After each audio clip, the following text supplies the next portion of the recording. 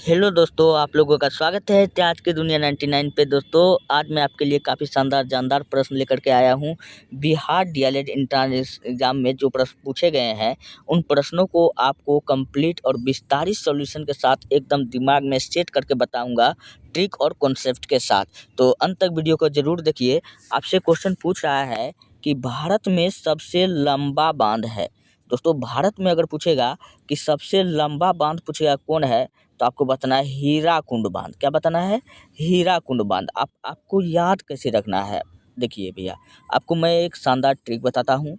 हीराकुंड बाँध। अच्छा, जिस व्यक्ति के पास में दोस्तों अगर आपको हीरा मिल जाएगा, तो आप क्या हो जाइएगा? महान आदमी बन जाइएगा, पैसा वाला हो जाइएगा, महान आदमी बन जाइएगा, है ना? तो महान से याद रखना है कि महानदी पर है। पूछेगा कि हीराकुंड बाँध किस नदी पर है? महानदी पर है। अच्छा, जब महान हो जाइएगा, तो लोग कहेगा कि ओह! इसका पैर तो ज़मीन में नहीं आसमाने में उड़ता है। ज़मीन में नहीं आसमान में उड़ता है। तो उड़ना से याद रख लेना है उड़ीसा। क्वेश्चन पूछेगा कि हीराकुंड बाँध किस नदी पर है? महानदी पर है। कहाँ पर है? तो उड़ीसा में है। आपको ये बात याद रखना है। अच्छा, और यहाँ पे और भी एक्स्ट्रा प्रश्न मैं आपको बता देता हूँ। भाखड़ा बाँध। दोस्तों, यह बाँध जो है सतलज नदी पर है। पूछेगा किस नदी पर है? तो यह सतलज नदी पर है। आपको ये बात याद रखना है। और नागार्जुन सागर बाँध, तो याद रख लीजिएगा दोस्तों, अर्जुन जो है दोस्तों, अर्जुन भगवान कृष्ण का दोस्त था ना? तो याद रख लीजिएगा कि नागार्जुन सागर बाँध कृष्णा नदी पर था। कहाँ था? कृष्ण का दोस्त था अर्जुन, तो कृष्णा नदी पर था। आपने टीवी सीरियल में देखा होगा, कृष्ण भगवान ने क्या खाया था? मिट्टी। आपको याद रखना है अलमट्टी। क्या याद रखना है?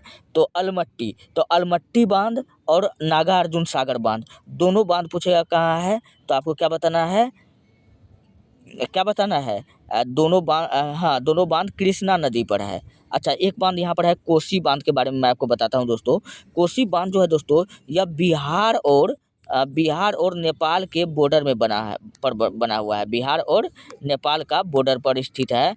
और पूछेगा किस जगह, तो आपको बताना है हनुमानगढ़ में। कहाँ पर बना हुआ है? हनुमानगढ़ में बनाया गया है। आपको ये बात याद रखना है। और ये कोसी नदी पूछेगा कहाँ से निकलती है, तो निकलती है दोस्तों, ये नेपाल के गोसाई धाम से निकलती है। कहाँ से निकलती है? नेपाल के गोसाई धाम से निकलती है। और गोसाइले निकलती है और बिहार को तबाह कर देती है, बर्बाद कर देती है, शोक में डुबा देती है। इसलिए दोस्तों, हम लोग कोसी नदी को बिहार का शोक भी कहते हैं।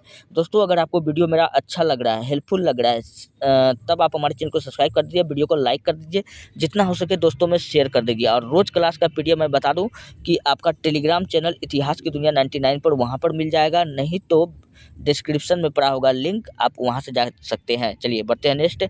अगले नंबर का प्रश्न है, दूसरे नंबर का प्रश्न है, मानव शरीर का तापमान होता है। दोस्तों, मनुष्य के शरीर का तापमान पूछ रहा है। तो सबसे पहले आप जानिए कि मनुष्य के शरीर का तापमान आप 3 तरीक़ा से पता कर सकते हैं। एक पता कर सकते हैं डिग्री में। अगर डिग्री में पूछेगा कि कितना होता है, तो आपको बताना 37 डिग्री। कितना होता है? 37 डिग्री सेल्सियस होता है। तो इसके आसपास में ऑप्शन देखिए, आपको कौन दिख रहा है? तो 36.9, लगभग 37 के आसपास में आ रहा है। तो इस प्रकार ऑप्शन नंबर बी क्या हो जाएगा? बिल्कुल राइट हो जाएगा। अच्छा, ये तो डिग्री में हो गया। जब पूछेगा कि फ़ारेनहाइट में कितना होता है, दोस्तों फ़ारेनहाइट में मनुष्य के शरीर का तापमान जो होता है दोस्तों, 98.6 होता है। एक्यूरेट मैं अगर आपको बताऊँ, कितना होता है? 98.6 होता है फ़ारेनहाइट में। तो 98.6 देखिए ऑप्शन में कहाँ दिख रहा है? तो ये जो ऑप्शन जो दिया हुआ है लगभग आस-पास में, ये फ़ारेनहाइट में मान दिया हुआ है। लेकिन हमसे पूछ क्या रहा है? कि तापमान पूछ रहा है। ताप का को हम लोग किसमें मापते हैं? डिग्री में मापते हैं, केल्विन में मापते हैं। अच्छा, केल्विन में पूछेगा कि ताप का मात्रा, मानव शरीर का जो टेम्परेचर होता है केल्विन में कितना होता है, तो केल्विन में पूछेगा तो आपको बताना है कि 310 डिग्री। कितना होता है? 310 डिग्री होता है। तो जैसे क्वेश्चन पूछेगा आपको वैसे जवाब देना है। चलिए बढ़ रहे हैं नेक्स्ट। अगला प्रश्न आपके सामने में है। अगला प्रश्न है, कर्मा पर्व का संबंध किस राज्य से है? कर्मा पर्व का संबंध दोस्तों पूछ रहा है किस राज्य से है। दोस्तों कर्मा पर्व का जो संबंध है वह बिहार और झारखंड राज्य से है। कहाँ से है? बिहार और झारखंड राज्य से है। यह पर्व याद रख लीजिएगा दोस्तों, आदिवासी द्वारा मनाया जाता है। किसके द्वारा मनाया जाता है? यह आदिवासी द्वारा मनाया जाता है। और दोस्तों झारखंड का एक और पर्व बताता हूँ दोस्तों, कई बार पेपर में यह आया हुआ है, सरहुल। सरहुल पूछेगा कि सरहुल नामक पर्व जो है यह किसके द्वारा मनाया जाता है? तो यह संथाल जनजाति द्वारा मनाया जाता है। कहाँ मनाया जाता है? झारखंड में भी मनाया जाता है। आपको ये बात याद रखना है। चलिए बढ़ते हैं नेक्स्ट अगले प्रश्न की ओर। चौथा नंबर का प्रश्न है, देश में सर्वाधिक वन क्षेत्र किस राज्य में है? सबसे अधिक वनों का विकास पूछ रहा है कि किस राज्य में है, तो आपको आंख मूंद के मध्य प्रदेश लगा देना है। क्या लगा देना है? मध्य प्रदेश लगा देना है। तो इस प्रश्न का ऑप्शन नंबर 1 क्या हो जाएगा? बिल्कुल राइट हो जाएगा। अच्छा, मध्य प्रदेश को दोस्तों हम लोग हृदय प्रदेश भी कहते हैं। क्या कहते हैं? हृदय प्रदेश भी कहते हैं। क्वेश्चन पूछेगा कि मध्य प्रदेश को हृदय प्रदेश कौन कहा था? तो मध्य प्रदेश को दोस्तों हृदय प्रदेश जो कहा था वो कहा था पंडित जवाहरलाल नेहरू। कौन कहा था? जवाहरलाल नेहरू कहा था। आपको ये बात याद रखना है। और मध्य प्रदेश को और भी कई नामों से जानते हैं। इसको हम लोग नदियों का मायका कहते हैं। क्या कहते हैं? नदियों का मायका कहते हैं। और इसी को हम लोग दोस्तों सोया प्रदेश भी कहते हैं। सोया प्रदेश। क्यों सोया प्रदेश कहते हैं? क्योंकि मध्य प्रदेश में सर्वाधिक ज़्यादा सोयाबीन होता है। क्या होता है? सोयाबीन का उत्पादन होता है, इसलिए इसको हम लोग सोया प्रदेश के नाम से भी जानते हैं। और मध्य प्रदेश के बारे में याद रख लीजिएगा दोस्तों, मध्य प्रदेश को हम लोग टाइगर स्टेट के भी नाम से जानते हैं। क्वेश्चन पूछेगा कि टाइगर स्टेट किसको कहते हैं, तो मध्य प्रदेश को कहते हैं। सबसे अधिक बाघ पूछेगा बीच में कहाँ पाया जाता है, तब आपको क्या बताना है? सबसे अधिक बाघ दोस्तों भारत में टोटल कितना बाघ है? 2967 बाघ है। कहाँ कितना है? 2967 बाघ है, जिसमें अकेले 529 बाघ कहाँ पाया जाता है? मध्य प्रदेश में पाया जाता है। इसलिए मध्य प्रदेश को हम लोग टाइगर स्टेट के नाम से जानते हैं। चलिए बढ़ रहे नेक्स्ट अगला प्रश्न आपके सामने में है। अगला प्रश्न है, भारत का राष्ट्रीय खेल कौन सा है? दोस्तों अगर मैं आपसे कहूं तो अभी तक भारत का दोस्तों कोई भी राष्ट्रीय खेल है ही नहीं, लेकिन हम लोग मान के चलते हैं कि राष्ट्रीय खेल क्या है? हॉकी है। तो हॉकी ही आपको आंसर में लगाना है। तो ऑप्शन नंबर बी क्या हो जाएगा?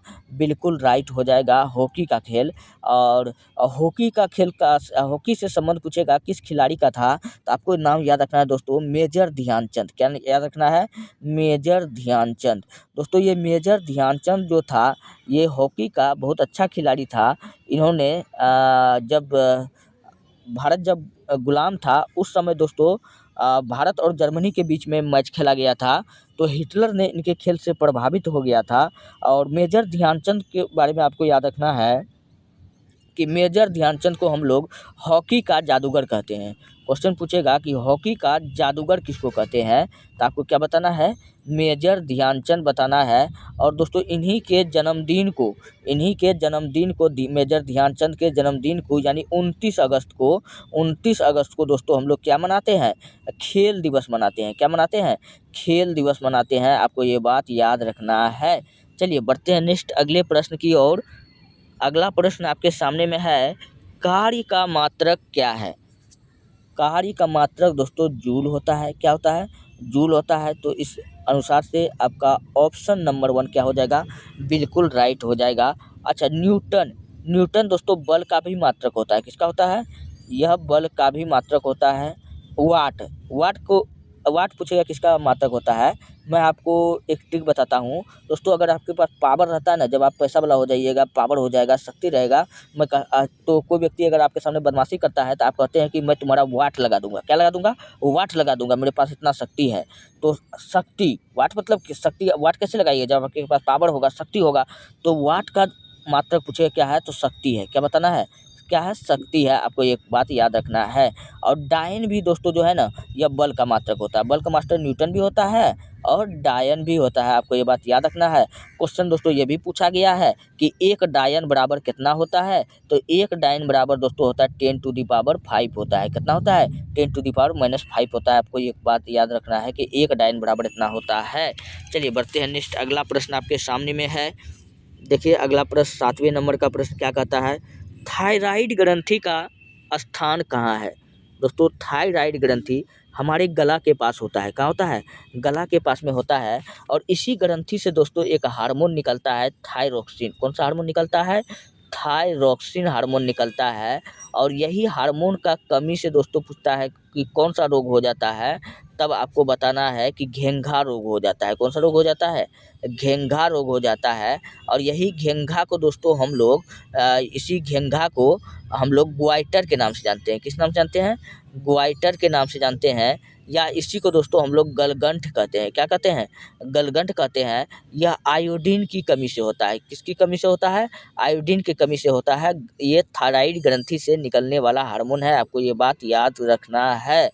और यकृत के बारे में याद रख लीजिएगा दोस्तों। यकृत, तो यकृत जो है दोस्तों, यकृत में पूछेगा कि क्या पाया जाता है दोस्तों? पित्त पाया जाता है। क्या पाया जाता है? यकृत में जो होता है पित्ताशय, और यहाँ से क्या निकलता है? पित्त निकलता है। क्वेश्चन पूछेगा पित्त कहाँ से निकलता है, तो आपको क्या बताना है? यकृत बताना है। कई बार एग्जाम में आया हुआ प्रश्न है। और शरीर की सबसे बड़ी ग्रंथि भी पूछे क्या है, तब आपको यकृत बताना है। अगर मिश्रित ग्रंथि पूछे तब अग्नाशय बताना है। सबसे लंबी ग्रंथि पूछे तो तंत्रिका तंत्र बताना है।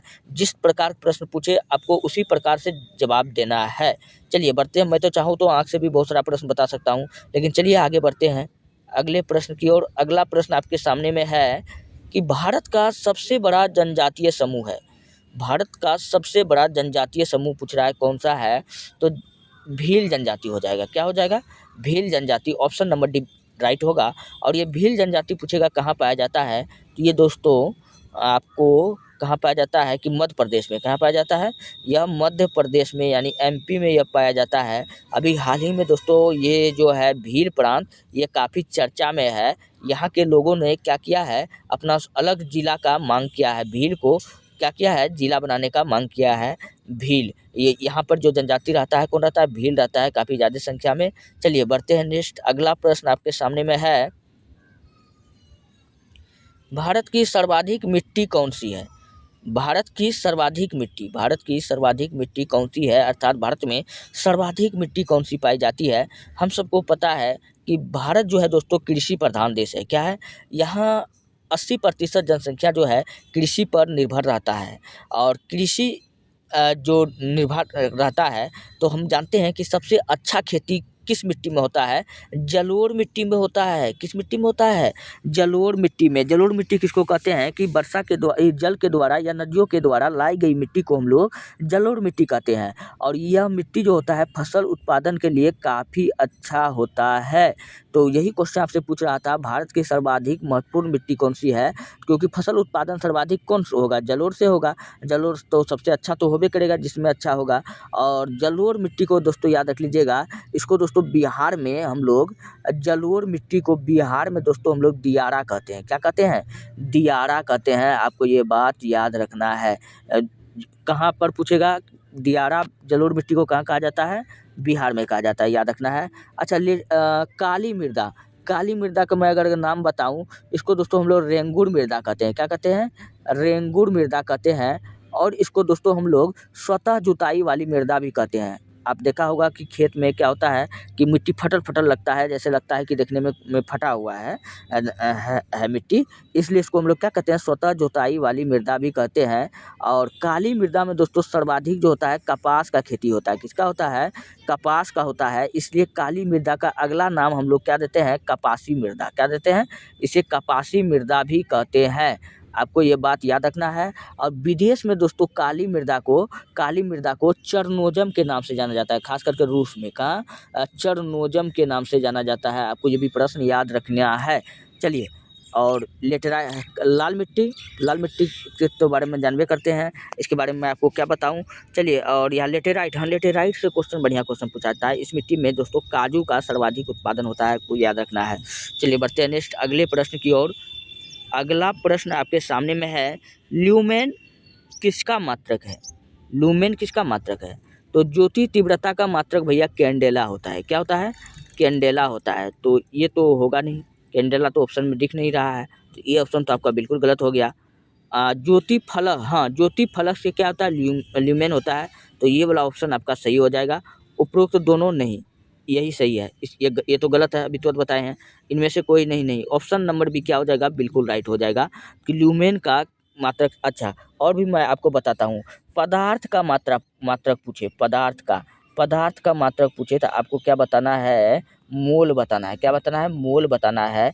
और दोस्तों अगर आपसे अगर पूछे कि पदार्थ का तो मैंने आपको बता दिया। और किसका मात्रक होता है, हाँ, द्रव्यमान का पूछेगा क्या होता है, मास का, तो केजी होता है। क्या होता है, केजी होता है। आपको ये सब बात याद रखना है। चलिए बढ़ते हैं नेक्स्ट, अगला प्रश्न आपके सामने में है। प्रकाश विद्युत प्रभाव का प्रतिपादन किया था, फोटो इलेक्ट्रिक इफेक्ट, इसी को हम लोग इंग्लिश में कहते हैं फोटो इलेक्ट्रिक इफेक्ट, प्रकाश का विद्युत प्रभाव। ये कौन दिया था दोस्तों, आइंस्टाइन ने दिया था। कौन दिया था, आइंस्टाइन ने दिया था। इस प्रकार ऑप्शन नंबर सी क्या हो जाएगा, बिल्कुल राइट हो जाएगा। अच्छा, आइंस्टाइन के से दोस्तों एक प्रश्न पूछा जाता है कि मनुष्य का दिमाग का वजन पूछेगा कितना ग्राम होता है, तो हम लोग का भी कितना है, तो हम लोग का है भैया 1650 ग्राम। और जो लोग जंगल में रहता था उसका कितना है, 1750 ग्राम। अच्छा, जिसका दिमाग का वजन जितना ज़्यादा होगा वो व्यक्ति उतना ही ज़्यादा भूसगोल होगा, क्योंकि वो जंगल में रहता था, जानवरों को मार को खा जाता था, क्या पहनता था क्या नहीं पहनता था, तो इसका दिमाग का वजन ज़्यादा है। हम लोग का दिमाग का वजन 1650 है, तब ना हम लोग उतना समझदार हैं, जानवर के जैसा नहीं कर रहे हैं। लेकिन दोस्तों आइंस्टीन का जो दिमाग का वजन था दोस्तों, क्वेश्चन पूछा गया है, इसका दिमाग का वजन मात्र 1230 ग्राम था। हैरानी करने की बात है, तब न ये इतना तेज था। 1230 ग्राम इसका दिमाग का वजन था। कितना था, 1230 ग्राम। आपको याद रखना भैया, मैं जो भी प्रश्न आपको बता रहा हूँ, आप किसी भी एग्ज़ाम को आप निकालने में सक्षम हो जाइएगा। जैसे मैं कोई एग्ज़ाम को करेक्ट कर जाता हूँ, आप भी कर लीजिएगा।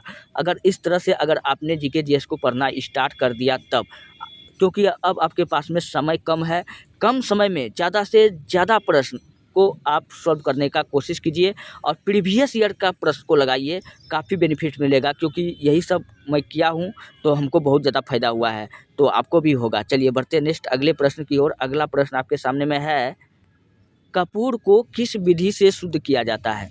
तो कपूर को दोस्तों हम लोग ऊर्ध्वपातन विधि द्वारा करते हैं। अच्छा, कपूर क्या है, ठोस का दोस्तों गैस में बदलना, ठोस का गैस में बदलना पूछेगा क्या कहलाता है, तो आपको क्या बता देना है, ऊर्ध्वपातन बताना है। क्या बताना है, ऊर्ध्वपातन बताना है। ठोस दोस्तों गैस में कब बदल जाता है, तो ऊर्ध्वपातन में बदलता है। आपको ये बात याद रखना। सॉरी दोस्तों, यहाँ थोड़ा टेक्निकल इशू आ गया है।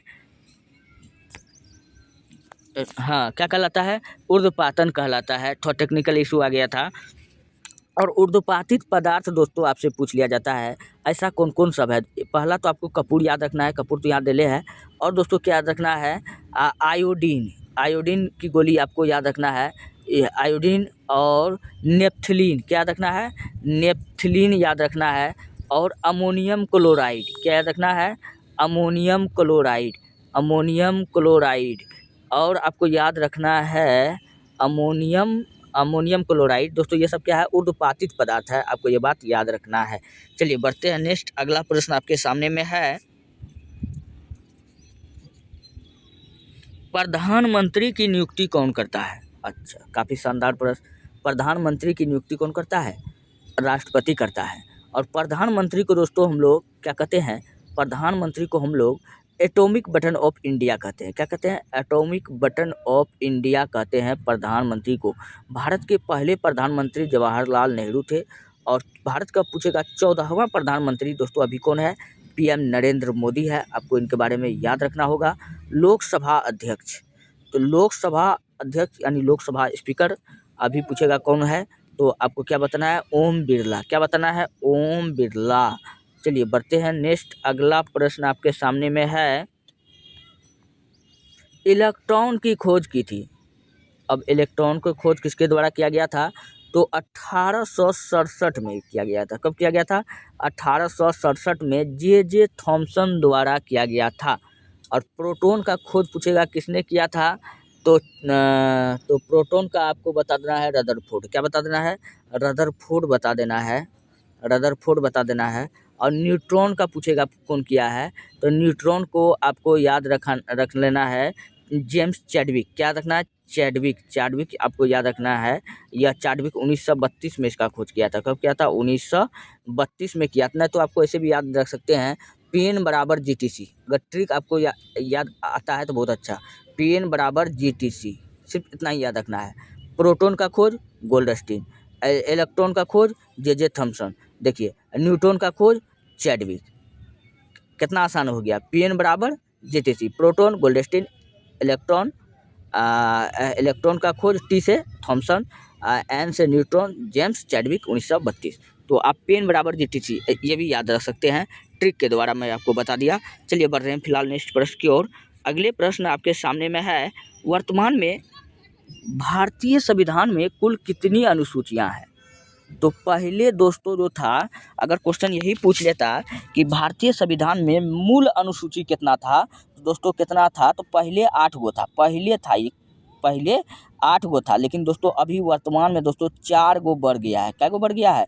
4 गो बढ़ गया है। तो अभी वर्तमान में अब कितना हो गया है? तो वर्तमान में अभी आपको 12 हो गया है। क्या हो गया है? 12 अनुसूची है। आपको ये बात याद रखना है।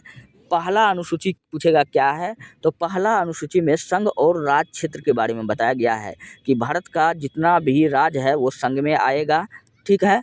दूसरा में बताया गया है संघ और राज्य के कर्मचारी के बारे में बताया गया है, उनका वेतन के बारे में बताया गया है। और तीसरा बताया गया है कि उनको वेतन तो देंगे। तीसरा अनुसूची भारतीय संविधान का शपथ ग्रहण बताता है, उन सबको संविधान के प्रति क्या दिलाना है? शपथ ग्रहण दिलाना है। आपको ये बात याद रखना है। और 7वां डायरेक्टली हम चल जाते हैं। 7वां में सूची बताया है, 8वां में भाषा है, 9वां में भूमि सुधार है, 10वां अनुसूची में पंचायती राज है, और 10वां में दल बदल है, और 11वां अनुसूची में दोस्तों 10वां अनुसूची में क्या है? दल बदल। और 11वां में दोस्तों क्या है? पंचायती राज है। क्या है? पंचायती राज है। और 12वां में पूछेगा क्या है? तो नगर निगम है। क्या है? नगर निगम। क्वेश्चन दोस्तों ये भी पूछा जाता है, भारत का प्रथम नगर निगम पूछेगा कहाँ स्थापित किया गया था, तब आपको बताना है मद्रास के चेन्नई में। चलिए बढ़ रहे हैं नेक्स्ट। भाभा परमाणु अनुसंधान केंद्र बार्क कहाँ स्थित है? भाभा होमी बहम जहांगीर भाभा जिसको आप लोग कहते हैं, ये कहाँ स्थित है? ट्राम्बे में है। कहाँ है? ट्राम्बे में है। तो ऑप्शन नंबर 1 क्या हो जाएगा? बिल्कुल राइट हो जाएगा। अच्छा, कलपक्कम जल विद्युत केंद्र पूछेगा, ये कहाँ है? तो तमिलनाडु में है। कहाँ है? तमिलनाडु में है। ये सब प्रश्न पूछा जाता है। कलपक्कम और कुडुनकुलम कलपक्कम। कुडुनकुलम भी पूछेगा कहाँ है, तो यहीं पर है। आपको ये बात याद रखना है। आपको याद रखना है। भारतीय कृषि अनुसंधान परिषद पूछेगा कहाँ है, तो देहरादून लगा देना है आपको आंसर में। चलिए बढ़ रहे हैं नेक्स्ट। अगला प्रश्न आपके सामने में है, लोहे पर जंग लगना किसका उदाहरण है?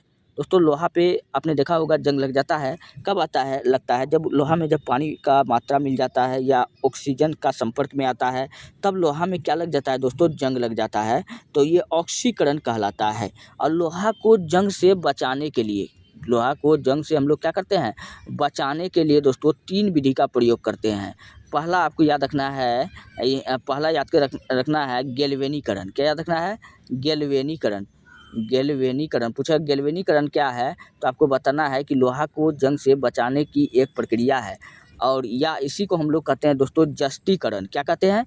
गैल्वेनीकरण को ही हम लोग अगला नाम क्या देते हैं? जस्तीकरण कहते हैं। और जस्तीकरण दोस्तों मतलब जस्ता का प्रयोग चढ़ाया जाता है।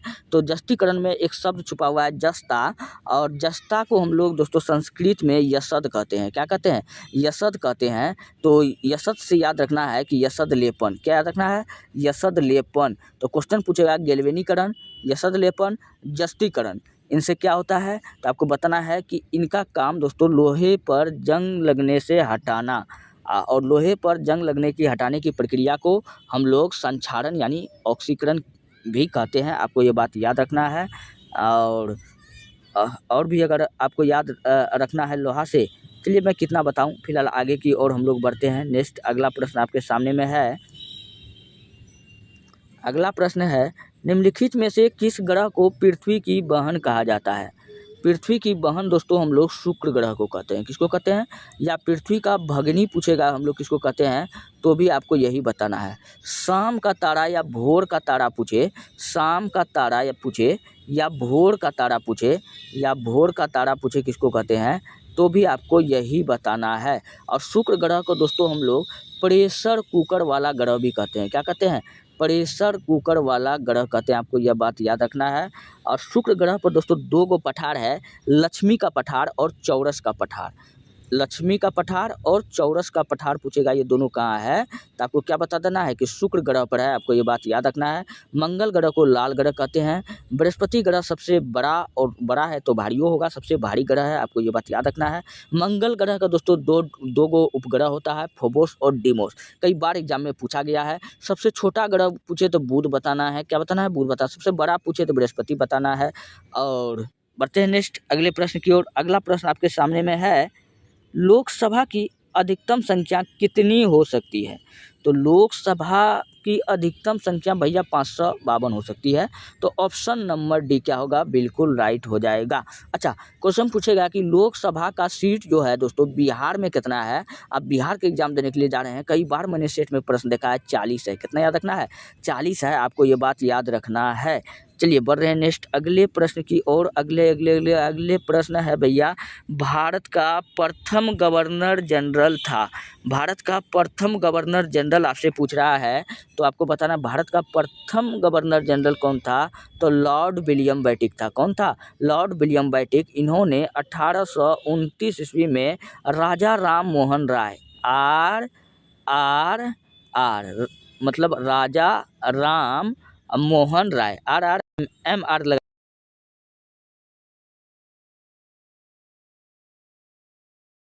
जाएगा। अच्छा ये क्या आ गया, हाँ क्या हो गया, राजा राम मोहन राय। थोड़ा सा दोस्तों टेक्निकल इशू हो रहा है, उसके लिए सॉरी चाहता हूँ। और राजा राम मोहन राय इस प्रश्न का बिल्कुल राइट हो जाएगा। भारत का प्रथम गवर्नर जनरल क्या हो जाएगा, विलियम बेंटिक। विलियम बेंटिक ने किसकी सहायता से ख़त्म किया था, तो राजा राम मोहन राय की सहायता से 1829 में किया था। अच्छा, कॉर्नवालिस कोड पूछेगा कब बना था, तो 1793 में, आपको याद रखना है। प्रशासनिक सुधार से इनका संबंध है। और लॉर्ड कैनिंग दोस्तों ये वही व्यक्ति है जिसके समय में 1857 का गदर हुआ था, 1857 की क्रांति हुआ था, आपको ये बात याद रखनी है। लॉर्ड कॉर्नवालिस का मकबरा पूछे कहाँ है, तो ये भारत में है, गाजीपुर में है, आपको ये बात याद रखना है। दोस्तों अभी तक अगर आपको मेरा वीडियो अच्छा लग रहा है, हेल्पफुल लग रहा है तो प्लीज़ आप हमारे चैनल को सब्सक्राइब कर लीजिए, वीडियो को लाइक कर दीजिए, जितना हो सके अपने दोस्तों में शेयर कर दीजिए। वैसे तो रोज़ क्लास का PDF आपका टेलीग्राम चैनल इतिहास की दुनिया 99 पर अपलोड हो जाता है। आप लोग बहुत ज़्यादा प्यार देते हो। और नेक्स्ट जो है यहाँ से मैं आपको और भी प्रीवियस ईयर का प्रश्न है जो पूछा गया है, PDF बना हुआ है, बस सिर्फ वीडियो बनाना बाकी है, तो कुछ देर में वो भी बना के डाल देंगे। मिलते हैं नेक्स्ट वीडियो में, धन्यवाद।